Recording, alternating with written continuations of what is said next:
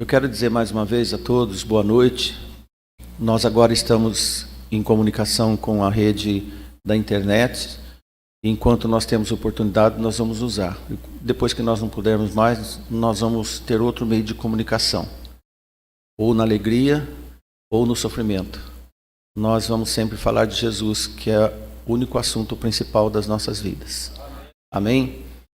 Nós vamos proceder à leitura no capítulo 2 da carta que Paulo escreveu a alguns irmãos da região da Galácia, ou às igrejas da Galácia, sobre alguns eventos desnecessários que estavam acontecendo nas igrejas. O apóstolo Paulo passou e evangelizou, falou de Jesus para eles, mas, como sempre, aparecem pessoas distorcendo o evangelho. E foi um trabalho longo sobre como tornar a igreja a crer na simplicidade da graça salvadora, da suficiência da graça do nosso Senhor Jesus Cristo. O primeiro capítulo, Paulo consegue passar todo esse lamento e ele desenvolve a carta todo clamor para poder resgatar esses irmãos sobre esses lastimáveis acontecimentos que ainda ocorrem na igreja do Senhor. Leitura, amém? Do verso 1 até o verso 10. Depois passados 14 anos, subi outra vez a Jerusalém com Barnabé, levando também comigo Tito.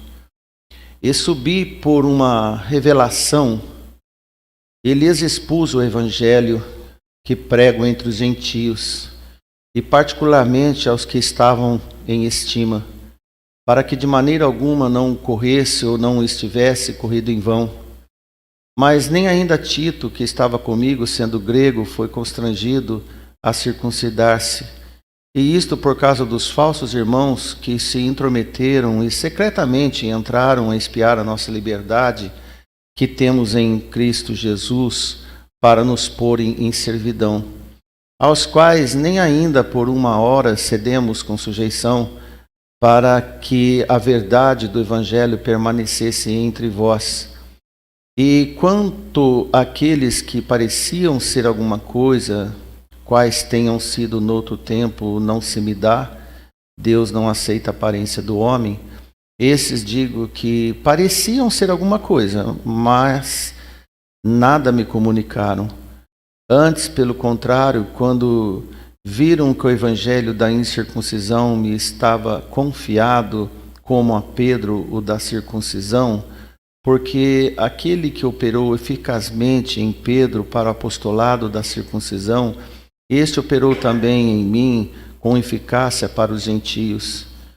E conhecendo Tiago, Cefas e João, que eram considerados como as colunas da graça que me havia sido dada, deram-nos as destras em comunhão comigo e com Barnabé, para que nós fôssemos aos gentios e eles à circuncisão, recomendando-nos somente que nos lembrássemos dos pobres, o que também procurei fazer com diligência. Oração. Senhor nosso Deus, neste momento pedimos com clemência que o Senhor nos capacite e coloque as palavras necessárias para atingir cada coração. Que possam estar dilatados para poder deixar a palavra entrar, mudar vidas, mudar conceitos. E pedimos que o Senhor nos ajude nesta noite, em nome de Jesus, nosso Senhor. Amém. Como você pode ver na leitura, Paulo, depois da sua conversão, quando estava próximo de Damasco, ele ficou 14 anos sem chegar em Jerusalém. E durante esse período, ele fez uma atitude na vida: resgatar tudo que ele tinha perdido. Foi pregar Jesus. Não foi tão fácil como é para nós, quando nós mudamos a nossa vida, porque Jesus atingiu em nós a alteração necessária para abrirmos o coração e ter um contexto de vida e um comportamento diferente, sem nenhuma ameaça, sem nenhum resquício de desconfiança. Com o apóstolo Paulo não foi assim. E quando ele voltou para Jerusalém, havia muita desconfiança sobre este homem Paulo. As pessoas não estavam entendendo direito o que havia acontecido com ele, porque até então ele afligia os irmãos das igrejas, ele corria e buscava para fazer e colocá-los em sofrimento. Eles exigiam até que irmãos blasfemassem o nome de Jesus. E de uma hora para outra, segundo o que os homens viam, que esse homem tinha mudado. Agora ele estava consertando seus erros, recuperando o passado e anunciando Jesus de uma forma 24 horas por dia. E isso causou muito. E quando ele foi para Jerusalém, ele levou 2 irmãos, Barnabé e o grego Tito, seu amigo confidencial. Paulo confidenciava todas as suas fraquezas, as suas dores para esse homem Tito. Como nós devemos ter? É bom a gente ter alguém para desabafar. É bom a gente ter alguém para contar as nossas falhas. Isso nos alivia, alastreia e ameniza as dores. Então Paulo tinha esses homens, tanto Barnabé quanto Tito, porque Barnabé foi o que chegou em Jerusalém e disse: espera aí, Paulo não é mais o que vocês pensam, não precisa ter mais medo dele não. Agora ele é um homem de Deus. E ele foi para Jerusalém para justificar aos apóstolos que agora ele estava pregando o evangelho da graça de Jesus. Veja que ele citou Pedro, porque Pedro pregava aos da circuncisão, isto é, pregava o evangelho aos judeus. Não que era um evangelho diferente, mas a abrangência dele era diferente para chegar ao mesmo ponto que é a graça do nosso Senhor Jesus Cristo. Para os gentios, não tinha algum problema de questionamento de lei, como é para nós. Quando nós conhecemos Jesus, nós não ficamos parados argumentando sobre a lei dos judeus. O nosso único argumento foi: sou um pecador e preciso sair dessa. E Jesus vai fazer tudo por mim. Para os judeus não foi assim. Eles diziam: nós temos a lei de Moisés, somos filhos de Abraão e os nossos pecados estão todos diluídos nessas heranças da lei. E como que nós vamos precisar de Jesus agora? Nesse todo o cenário que você pode ver, Paulo diz que ele não cedeu e não foi sujeito a nenhum argumento contraditório para que a verdade do evangelho fosse fincada no coração daqueles irmãos de Jerusalém também, como nós vemos no verso 5. Depois, Paulo ainda, ele trata de algumas pessoas, e vou dizer um português assim, bem simples para nós, fácil de entender, algumas pessoas que eram falsas. Existia muita falsidade. Olha, irmãos, falso vai ter a vida toda. Nós temos falsidade na família, temos falsidade no serviço, temos falsidade na escola, mas temos falsidade na igreja também. E Paulo toca nesse assunto quando ele diz: olha, aqueles que pareciam ser alguma coisa, se algum tempo foi alguma coisa que servisse para o evangelho, eu não sei, versículo 6, isso não me dá o direito de julgá-los. E ele fala que esses homens, eles se agiam por aparência. E é por isso que ele diz que Deus não aceita a aparência do homem. Quando o Senhor olha para o coração de cada um de nós, quando Ele olha para cada um de nós, nesse momento, Ele olha para o nosso coração, não a cor dos nossos cabelos, a nossa idade, a nossa roupa, o nosso bolso. Ele não olha para as aparências. Quem olha para a aparência, geralmente somos nós. E nós precisamos de perder esse costume. Nós precisamos de conhecer as pessoas cada dia mais, amá-las, e as aparências vão ser menos importantes no nosso relacionamento espiritual, e qual for que esteja sendo apresentado para nós. De forma que essas pessoas, quando viram o evangelho da circuncisão, e que estava confiado a Pedro e outro evangelho aos gentios confiado a Paulo, eles sentiram assim um certo prazer. Porque onde há algum sintominha de alguma diferença, é um campo cheio para aqueles que são falsos poderem navegar melhor. Mas eu vou usar uma expressão bem popular também, e eles deram com os burros na água. Porque não foi isso que aconteceu. Não houve gritaria, não houve discórdia. Paulo não foi lá para peitar Pedro, João, Tiago e os outros apóstolos. Não, ele foi para conversar sobre o que o Senhor tinha feito na vida deles.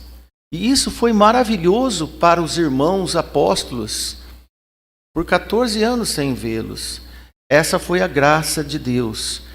Então, novamente, nós podemos olhar para esse texto, onde o apóstolo apresenta o seu histórico de vida para se resguardar das acusações que ele estava tendo dos judeus. E lembra-se, por 14 anos depois da sua conversão, e Paulo levou para aqueles irmãos que agora ele estava sob a autoridade de Jesus. O próprio fundador da igreja de Jerusalém também foi o que abriu as portas para os irmãos gentios conhecer o evangelho. E aí, irmãos, tudo precisava ser conversado. Uma lição que fica para nós, quando você tem alguma diferença, melhor maneira de resolver é conversando no espírito de mansidão. É procurar e conversar num espírito de perdão, de conciliação. E foi exatamente o que Paulo fez em Jerusalém. Então, quando Paulo escreveu a respeito dessa visita, podemos dizer, da igreja mãe, porque lá que iniciou todo o evangelho em Jerusalém, ele deixou bem claro a sua independência sobre a autoridade dos apóstolos. Nem os apóstolos mandavam nele e nem ele mandava nos apóstolos. E nem ele mandava na igreja de Jerusalém. Mas o que ficou bem colocado sobre eles é que quem ditava as regras era o nosso Senhor Jesus Cristo. A igreja ela torna-se cada dia mais perfeita, melhor, quando nós deixamos Jesus agir através do seu Espírito. A família fica muito interessante e amorosa quando nós deixamos Jesus ser o Senhor do nosso lar. E agora você imagine uma nação. Bendita a nação cujo Deus é o Senhor. Tudo se resolve na vida. Como? Em sujeição aos princípios do Senhor. E Paulo prosseguiu nesses ensinos, como nós estamos passando para você, que ele estava capacitado para poder desenvolver essa conversação em Jerusalém com toda a transparência. E Paulo estava ressaltando que quando ele chegou, ele fez questão de passar para os irmãos que ele, durante esses 14 anos, ele tinha pregado aos irmãos gentios por todo esse tempo. E olha que interessante, irmãos, havia resultados interessantes para apresentar para Jerusalém. Então ele trazia as notícias aos Gálatas, aos Efésios e tudo que o Senhor estava fazendo nas igrejas, que os irmãos em Jerusalém ainda não tinham a concepção, porque a informação dos falsos enganosas eram todas distorcidas. Os fake news que chegavam em Jerusalém eram terríveis. Estamos no tempo dos fake news. E aqueles passavam notícias ruins de Paulo. É porque na igreja de Antioquia a coisa está andando lá, mas eles não circuncidam. Eles não guardam sábado, eles não estão fazendo igual nós. Acho que é alguma seita desses cristãos. E tem um tal de Paulo que esses dias caçava crente, agora ele se diz crente, está pregando o evangelho só em torno de Jesus e desprezam totalmente a sagrada lei de Moisés. Olha que espanto, irmãos. Olha que espanto que acontecia entre esses irmãos. Agora, Paulo fez bem claro a sua vida. Como deve ser a vida de quem está no Senhor. Sua vida deve ser clara, nunca difusa. E ele fazia questão de mostrar que ele foi um Saulo antes de Cristo e um Paulo depois de Cristo, um apóstolo Paulo, um homem que odiava crentes e perseguia a igreja, agora um homem que ama a igreja e abraça os irmãos. Totalmente diferente de comportamento, de atitude e um coração puro. E ele estava ressaltando sobre estas questões significativas sobre esse novo público desconhecido pelos judeus, que somos nós, a igreja gentílica. E isso os irmãos de Jerusalém precisavam de saber que era um fato, e isso estava acontecendo.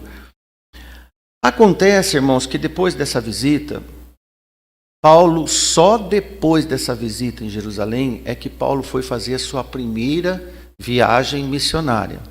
E interessante, ele poderia fazer a sua viagem missionária a partir de Damasco, por exemplo?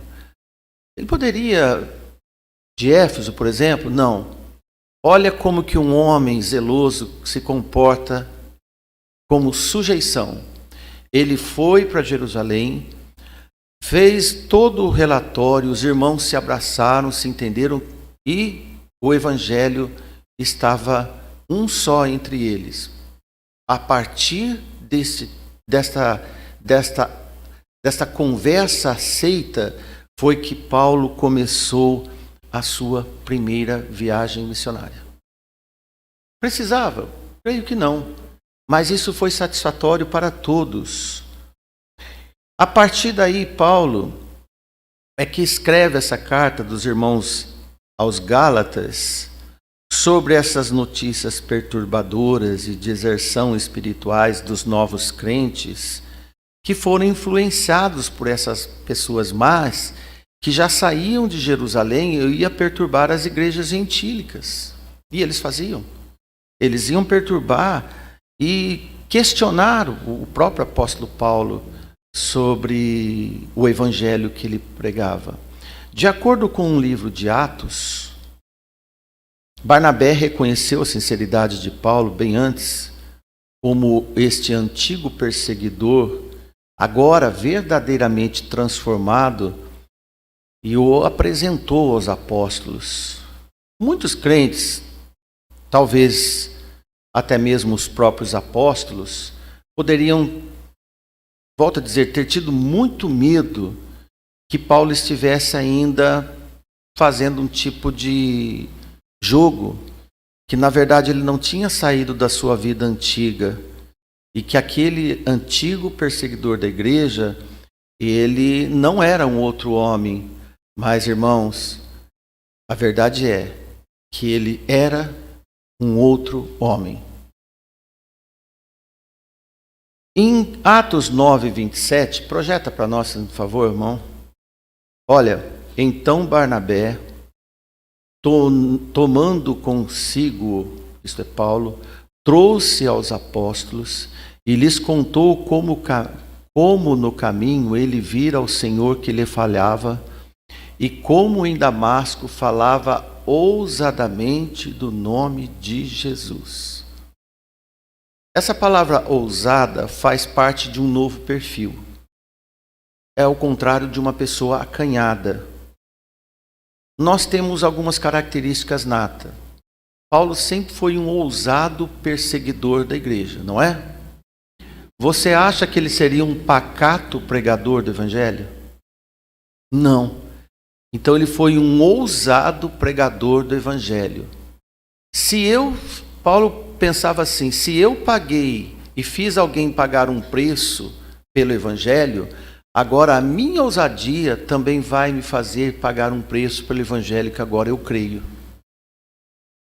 Todos esses argumentos, e ele foi grato de fato, tanto para Barnabé como Tito nós vemos escrito, que Paulo precisou, na verdade, de Barnabé para falar para ele. E interessante que esse homem agora, numa nova vida, transformado, e ele precisava de se aparecer a esses irmãos em Jerusalém, e na sua visita a Jerusalém, ele não foi convocado para ir, ele foi de livre, espontânea vontade, ou por uma revelação, como nós vemos na Bíblia, por um chamado do Senhor para que ele fosse lá. E ele teve a aprovação dos outros apóstolos que diretamente conviveram com o nosso Senhor Jesus Cristo, e isso aumentou a sua autoridade para poder pregar aos gentios. Compreende? Eu quero ver com vocês também a razão de Paulo ter escrito esta carta, que nós estamos começando a aplicar-se a ela em estudo. Na verdade, foi para combater o que é falso. Primeiro nós vemos acertar as contas com os outros apóstolos, deixar tudo claro, para depois então combater o falso ensino. E na capa dos falsos estava os judaizantes, os judeus que ainda estavam procurando minar a autoridade de Paulo, embora ele já tinha a aceitação entre os outros apóstolos. Veja que isso acontece com qualquer um de nós. Quando você quer mudar a sua vida, sempre vão ter aqueles que vão dizer: ah, mas você não era aquele que vivia no boteco? Você não era aquele que passava as pernas em todo mundo? Você não é aquele que enganava as pessoas? Vai existir essas pessoas. Elas sempre vão existir na sua vida para te cobrar passado, para lembrar seu passado. Essas pessoas são péssimas.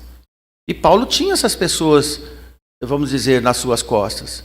Sempre lembravam: olha, aquele é o Paulo que vocês agora estão... Mas ele tinha mudado. E a partir daí, ele tinha que lutar agora de uma forma espiritual com essas pessoas que estavam procurando destituir Paulo da sua autoridade de um pregador do Senhor. Amém? O que podemos colher para todos nós é que nunca é útil ter discordâncias. Nunca vai ser útil. Pode lembrar de qualquer discordância e que tornou-se acirrada em qualquer momento da sua vida, nunca foi proveitoso. Nunca tiramos proveito de severas discussões e de discordância. Como diziam os nossos antigos, 2 não brigam se um não quiser. Não é? E se afaste. E isso Paulo fez. Paulo nunca procurou entrar em atrito. Você pode ver que, no caso de Tito, os judeus quiseram observar se ele era circuncidado ou não. Paulo falou: ó, pouco interessa isso para vocês, não é da conta de vocês. Vocês não mandam em Tito. O que foi? E deixou que eles, olha, isso aconteceu com Timóteo também. Então, a característica de Paulo, isso serve para nós. Se você puder contentar aquele que te provoca, não para satisfazer o seu ego, mas dizer para ele que isso é coisa pequena em relação à sua causa maior, foi o que Paulo fez com estes homens, né? Quando Paulo pregava o evangelho, agora, quem era o público de Paulo? Judeus e gentios. Ele não pregava só para gentios, ele pregava para qualquer um que pudesse ouvir a palavra de Deus.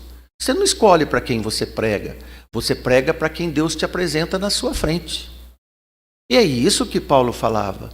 Ele pregava, e nisso vinha tanto os judeus quanto os gentios, mas ele pregava que a salvação de Deus é oferecida a todas as pessoas, independentemente de raça, cor, sexo, idade, nacionalidade, riqueza, posição social, nível de educação.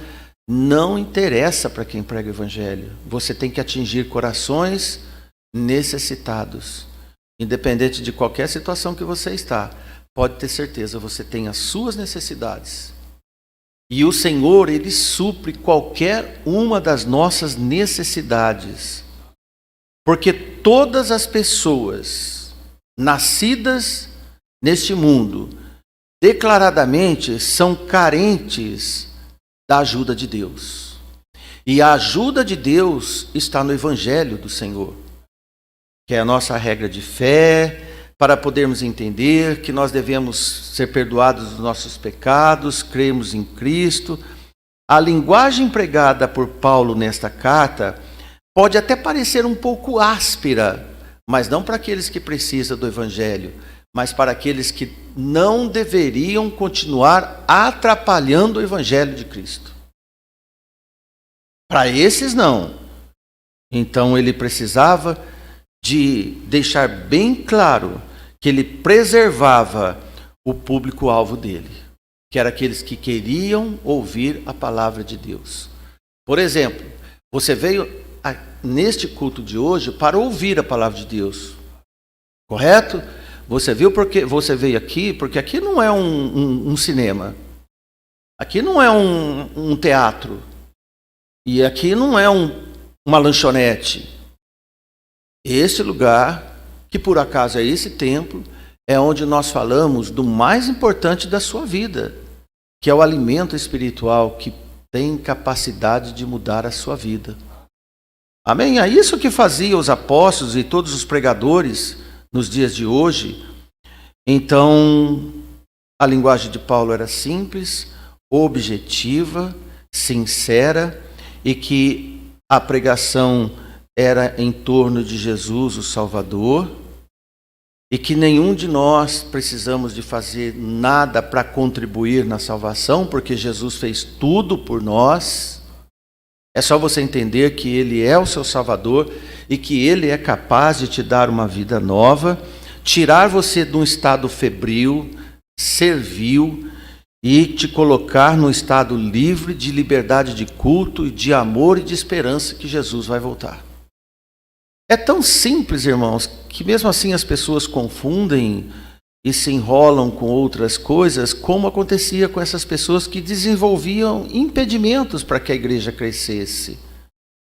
Bom, Paulo acreditava e ensinava o princípio da submissão mútua entre esses irmãos, novos irmãos, porque entre judeus e gentios, quando entravam na igreja, já não tinha mais judeus e gentios. E nós vimos em Romanos capítulo 14, 15, entre os irmãos fracos e fortes, um que se preocupava com dias e outros não, outros que se preocupavam com alguns alimentos que não poderiam comer, carne de porco, por exemplo, e outros que comiam de tudo que vendia no açougue. E Paulo diz, Jesus morreu por todos. Jesus é o Senhor de todos. Entre nós não precisamos estar discutindo se você come uma carne, se você guarda um dia. Não interessa isso para nós. O importante é como está a sua comunhão com a sua igreja. E Paulo escreve, em 1 Pedro 5:5, olha o que ele escreve. Semelhantemente, vós jovens, sede sujeitos uns aos outros, e sede todos sujeitos uns aos outros. Revesti-vos de humildade, porque Deus resiste ao soberbo, mas dá graça aos humildes. O melhor momento da sua vida é quando você está no estado de humildade. O melhor momento para o seu humor, para a sua vida, para poder ter relacionamento com alguém, é quando você tira a arrogância, o orgulho e coloca-se no estado de humildade. Todas as pessoas são belas para você. Todos os irmãos são importantes para você. Quando você olha para a igreja e diz, como que eu amo esses irmãos? Porque eles são todos melhores que eu. E eu sou o pior. Como eu preciso desses irmãos? Pelo contrário, quando nós tornamos arrogantes, orgulhosos, qualquer irmão nos implica. Qualquer coisa nos tira do sério. Qualquer coisa nos faz assim, não volto mais. Aquela pregação parece que foi para mim, eu não volto mais. Mas quando estamos humildemente interessados em mudar, irmãos, até uma paulada nós vamos assimilar e falar, olha, quem sabe eu não merecia isso mesmo. E quando ele diz, sede todos sujeitos uns aos outros, é uma relação pura, ela é honesta.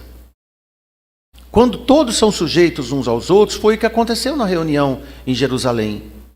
E quando todos estão em espírito de sujeição, quem é que vai criar confusão? Quem é que vai querer ser melhor? Quem vai querer ser o melhor pregador? Quem vai querer ser o melhor instrumentista? Ninguém, irmãos.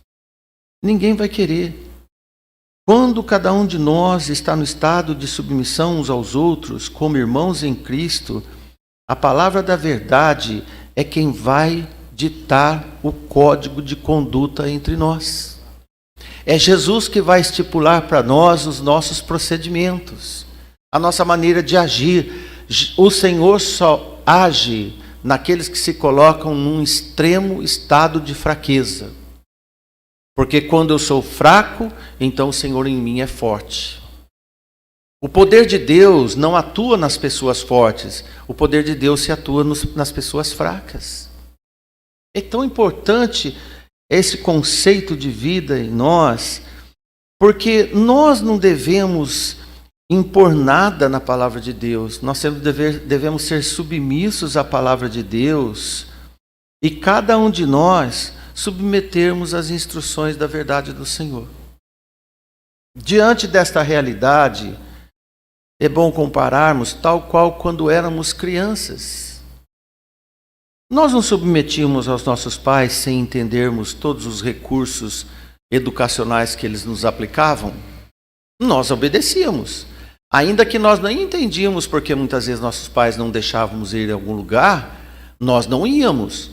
Agora, adultos, nós entendemos o porquê ele não nos permitia ir ou fazer alguma coisa.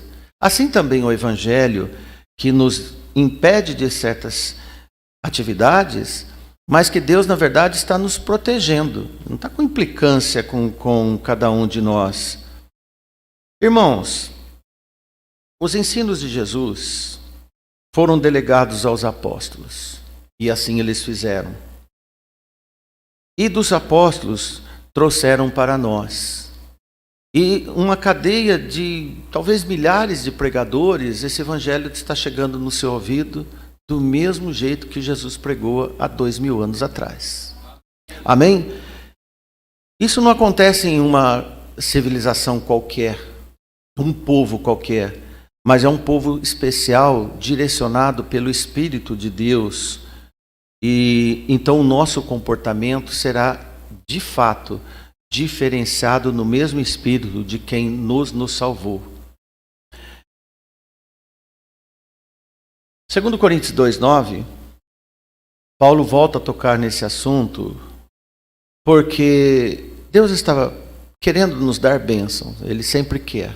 Ele diz, e para isso vos escrevi também, para, por esta prova, saber que sois obedientes em tudo. Nós vemos no versículo anterior que devemos ser sujeitos uns aos outros. E agora nós vemos Paulo trazer uma outra informação, para que sejamos obedientes em tudo. Paulo escreve agora a esta igreja grega aos Coríntios, que não existe meia obediência. Não é que é um Deus exigente. Não é um Deus que fala, ou você faz tudo ou não faz nada. Não é isso. É que, irmãos, não existe meia verdade. Assim como também não existe meia obediência. Assim como também não existe meio bom e nem meio mal. Por isso, quando abraçamos uma causa que nos fará só o bem, por que nós não vamos agarrá-la num todo? Não é? Nossos pais não foram meios pais para nós, porque se fossem pais tão degradados, provavelmente nem estaríamos aqui, provavelmente nem estaríamos vivos. Pela misericórdia de Deus, ainda que alguns não tenham pais que são verdadeiramente pais, Deus manda alguém para fazer um acudimento, para acudir. E Deus faz isso por nós. Em Colossenses 3,2, para nós já entrarmos na finalização do nosso sermão estudo de hoje, Paulo traz uma terceira observação. E tudo quanto fizerdes, fazei de todo o coração, como ao Senhor, e não aos homens. Se somos sujeitos uns aos outros, isto é, humildes entre uns aos outros, e obedientes em tudo na palavra de Deus, agora nós temos todo o material para agir. E ele diz, quando fizer ou quando fazer, tudo que você for fazer na sua vida, faça de coração. Compreende? Faça de coração. Ainda, meus irmãos, que for para colocar uma linha no buraco da agulha, faça com todo o coração. ainda que for em relação a um inanimado ou um que tem vida. Tudo você faça no seu coração, como ao Senhor, e não como se você fizesse para a mesma espécie sua. Mas veja que interessante, Paulo voluntariamente, ele tinha aparecido na igreja em Jerusalém, que é o nosso assunto, e calmamente apresentou todos esses comportamentos para aqueles irmãos apóstolos. E então isso foi ocasionalmente muito bom. Em Gálatas, no capítulo 2, versículo 9, e veja como está escrito: e conhecendo Tiago, Cefas e João, apóstolos, que eram considerados como as colunas, a graça que me havia sido dada, deram-nos as destras. Que é isso? Deram as mãos, se cumprimentaram, se abraçaram, e em comunhão comigo e com Barnabé, para que nós fôssemos aos gentios e ele à circuncisão. É assim, irmãos. As colunas da igreja, Tiago, Cefas e João, falaram para Paulo e Barnabé, nós se abraçaram e disseram: irmãos, vamos pregar para os gentios que nós oramos por vocês, e nós vamos pregar para os judeus e vocês orem por nós. Fazemos isso, né, irmãos? Ore por mim, irmão, e eu vou orar por você também. E isso, irmãos, nós sabemos o quanto de bônus nos dá. O quanto que Deus nos eleva quando nós nos submetemos uns aos outros. E isso é de uma tremenda importância, essas decisões de respeito, consideração e amor uns aos outros. Ato que deveria ser tão comum no cristianismo. Deveria ser rotina, irmãos. Os irmãos se entenderem, se amarem, estarem sempre juntos. Mas para nós terminarmos, você abra e leia o versículo 10. Depois desse comentário que passamos para você, Paulo escreve: recomendamo-nos somente que nos lembrasse dos pobres, o que também procurei fazer com diligência. Amém? Irmãos, está aqui um ponto importante para todos nós. Os irmãos que estavam na Judéia, até para você entender melhor o que estava acontecendo em Jerusalém, eles estavam pobres. Nós já estudamos com os irmãos quando passamos o livro aos Romanos, e Paulo fala sobre a extrema pobreza que havia em Jerusalém.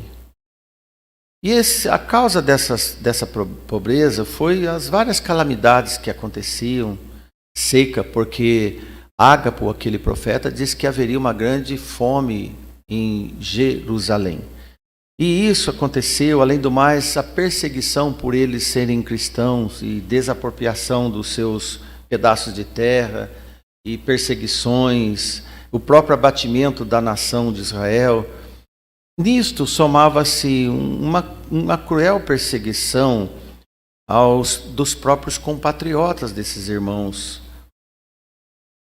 Então era necessário que eles recebessem assistência dos gentios. Olha que interessante. Eles recebessem assistência dos gentios, e esses irmãos gentílicos deviam de fato muito para os judeus, porque o evangelho saiu de lá. Paulo diz que ele estava ansioso para fazer esse trabalho, e ele executou fielmente, porque isso, quando ele chegou com dádivas e dinheiro para aqueles irmãos, de início ele já desarmou qualquer resistência de preconceito contra ele. Na verdade, quando Paulo foi por iniciativa dele, Barnabé e Tito, ele não chegou lá de mãos vazias para falar umas verdades para os apóstolos ou para a igreja de Jerusalém.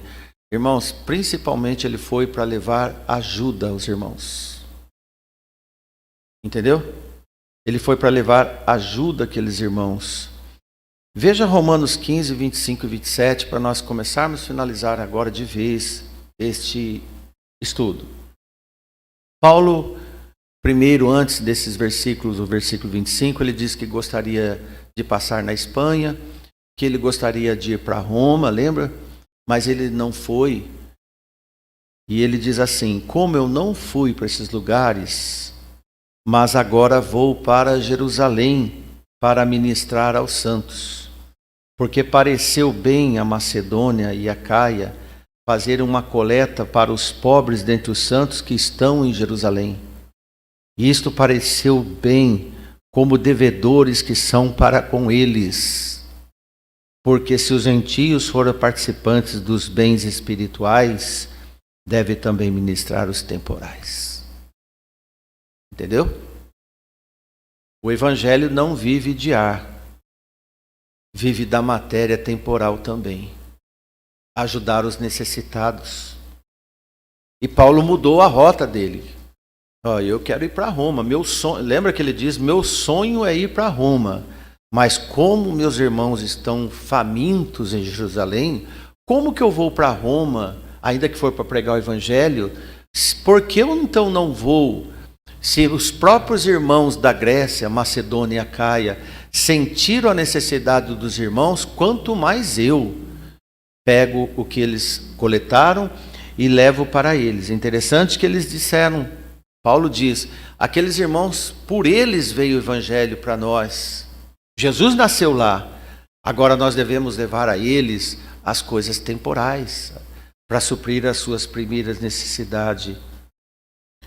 Em Atos 24:16, Paulo escreve: por isso procuro sempre ter uma consciência sem ofensa. Vou falar de novo. Uma consciência sem ofensa, tanto para com Deus, para com os homens. Imagine você. Você tem uma viagem de férias e você trabalhou para isso, tem dinheiro no bolso, reservou um baita de um hotel, tem um carro para ir, e no momento desse tem um irmão muito necessitado, que precisa de ajuda. Agora eu vou deixar para você responder. Para onde você vai? Porque eu estou dizendo para você para onde Paulo foi. E nós estamos falando de ter uma boa consciência para com Deus. Para onde você vai é muito interessante, muito importante da sua vida. Porque você tem que ir onde existem necessitados. Onde tem pessoas clamando por ajudas. E ele diz assim no versículo 17: ora, muitos anos depois vim trazer à minha nação esmolas e ofertas. Dois últimos versículos dessa noite. Atos capítulo 11, versículo 29 e 30. E os discípulos determinaram mandar, cada um conforme o que pudesse, socorro aos irmãos que habitavam na Judéia. Não era só Jerusalém, mas toda a Judéia passava necessidade. O que eles com efeito fizeram, e enviando-os aos anciãos por mão de Barnabé e Saulo. Amém? Por isso eles foram para lá. Na oportunidade, eles comentaram do que estava acontecendo, de alguns que, se é, como Paulo disse, se é ou não servo ou algum crente, eu não sei, isso não me interessa, estão atrapalhando o evangelho. Mas aproveito vir aqui para ajudar os irmãos e acertar o evangelho que nós cremos. Sempre em conjunto. Olhar para a necessidade do próximo, para você ter a credencial para poder pregar o evangelho ao próximo. Que Deus nos abençoe. Uma boa noite a todos nós. Até amanhã, se Deus quiser. Amém?